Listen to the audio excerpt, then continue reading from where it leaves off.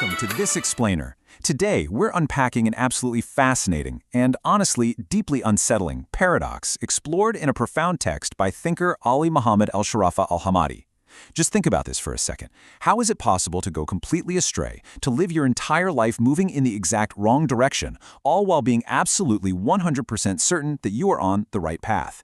It's a terrifying thought, right? Well, we're going to break down exactly how this happens, how our perception gets manipulated, and most importantly, how we can actually protect ourselves. So, how does a person get lost while certain they are right? Look, this isn't just some abstract philosophical thought experiment. We're talking about a psychological thriller playing out inside the human mind every single day. Usually, when we think of getting lost, we think of it as something we realize. We take a wrong turn, we get confused, and we try to backtrack. But the source text we're analyzing today argues something much more insidious. It argues that the ultimate deception is feeling completely found when in reality you are entirely lost. All right, Section 1, The Secret of Going Astray. To really understand this deception, we have to rethink where the battlefield actually is. It's not out there in the physical world.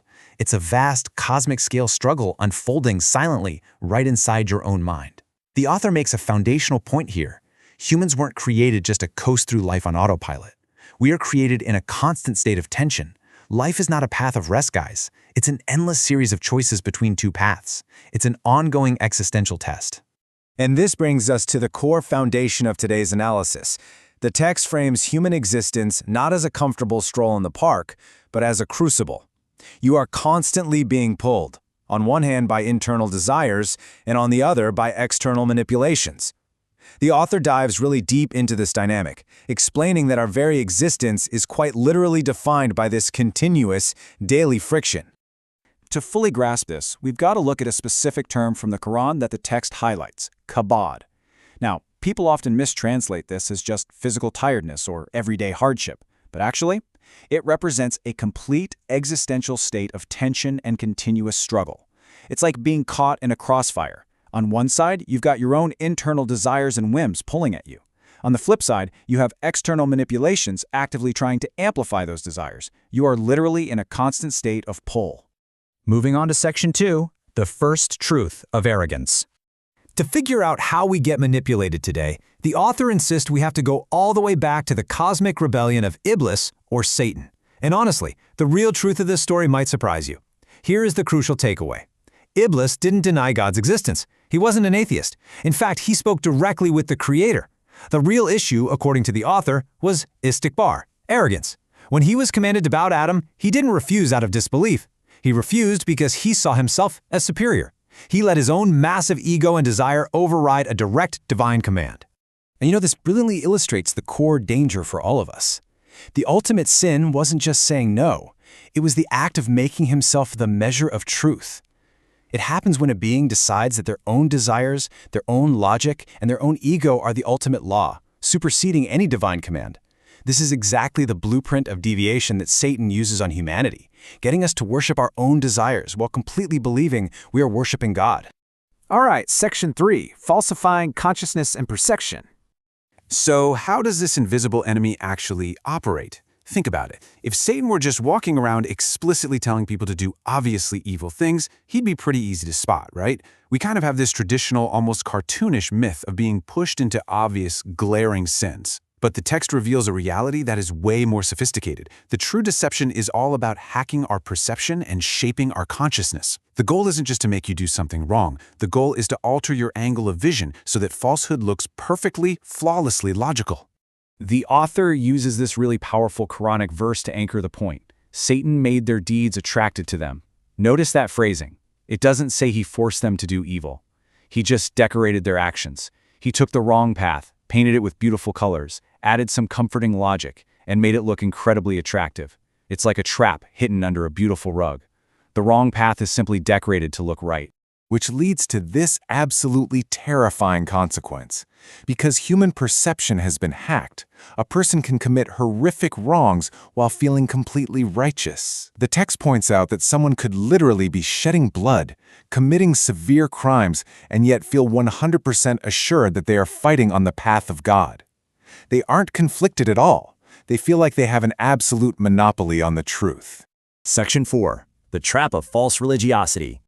Now, where's the best place to hide a deception? Inside something that looks holy, of course.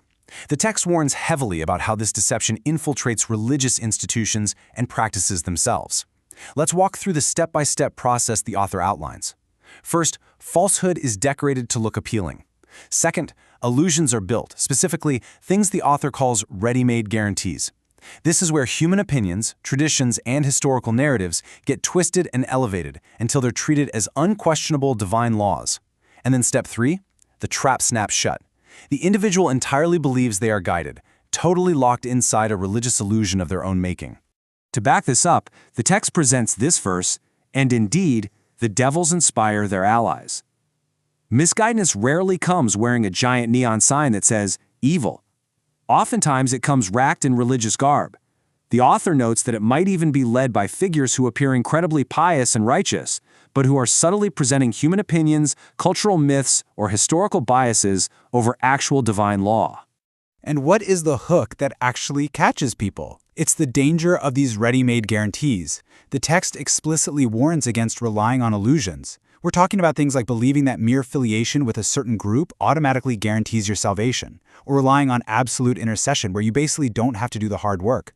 People want a shortcut, but these shortcuts erase personal responsibility and active moral engagement. This all culminates in what the author identifies as the single most dangerous moment in a human being's life. As the text states, and they think that they are rightly guided. Why is this so incredibly dangerous? Well, if you know you're lost, you can pull over and ask for directions. But if you are entirely lost and fully convinced that you're on the right path, you effectively close the door to self-correction. You're never going to seek to fix what you don't believe is broken. Which brings us to Section 5, the path of conscious salvation. So how do we actually break out of this? The author provides the exact antidote needed to shatter this psychological trap, and it's encapsulated in one powerful Arabic word, why. It translates to active consciousness, continuous reflection, and a living awareness. The text makes it abundantly clear that salvation isn't about passive, formal, blind belief. Just checking religious boxes isn't going to cut it. You need why, a hyper-vigilant, active state of mind that constantly questions and reflects. And this isn't some New Age concept. The author uses this verse to show that the Quran itself demands this active thought, and they reflect upon the creation of the heavens and the earth. True guidance requires continuous reflection and profound personal engagement with the truth. It absolutely demands that you use your intellect. Let's quickly summarize the author's actionable steps for victory here. First, continuous self-reflection. You've got to always be auditing your own intentions. Second, returning directly to the source text, the Quran, as the ultimate benchmark, stripping away all those layers of human addition. Third, actively rejecting the blind following of traditions or charismatic figures. And fourth, acknowledging complete personal responsibility. There are no free passes here. Salvation requires your independent, critical effort. So let's contrast the two paths the text leaves us with. One path is super easy, beautifully decorated, filled with comforting illusions and ready-made guarantees, but it leads to ultimate ruin. The other path, the path of wa'i or consciousness, is difficult. It requires that kabod, that constant struggle and critical thought we talked about earlier, but it is the only path that is illuminated by truth and leads to genuine light. I want to leave you with a final provocative thought based on everything we've covered in this explainer today. Ask yourself honestly, are you truly choosing your path based on conscious awareness, or has it just been brilliantly decorated for you? Thanks so much for joining me today. Keep reflecting, stay aware. مؤسسة رسالة السلام العالمية، رسالة إنسانية لعالم أكثر سلاماً.